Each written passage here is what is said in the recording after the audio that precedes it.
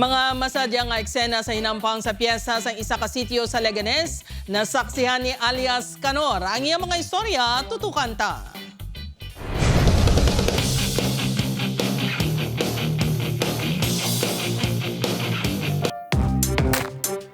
Espesyal nga Sabado diri sa sitio Pangpang, Ginubatan, Leganés. Hindi kay espesyal ang mga handa sa pista, kundi ginpistahan pinasahi na hampang.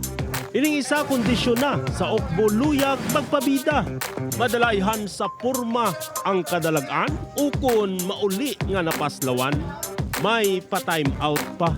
Pahid diri, pahid didto para sa kampyonato. Insert tadi ang sugilanon nga hindi gid magpadala-dala sa porma bisan naka-shade pa. Ukbo lang bala, hindi pagdalahiga, pati guya.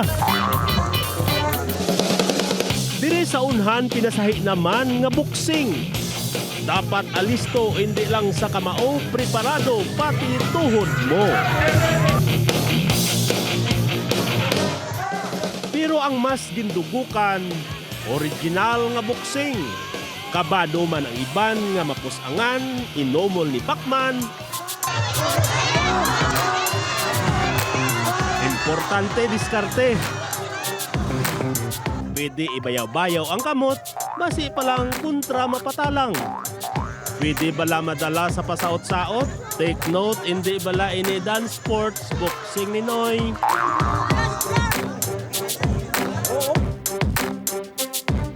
Ini nga match ang mas makahalawat-hawat. Pati audience na dala. Daw maasta pa nga referee. Sa sobra nga excited sa mga tumalanaw, pati si Lolo Daluyag magrelyebo.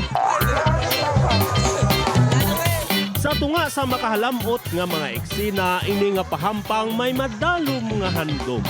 Paganyat sa mga pamatanon para bisan makaisa malikawan, makaaladik nga gadget. Sa baylo, tagaan importansya ang sports. Malingaw na, malayo pa sa balatian.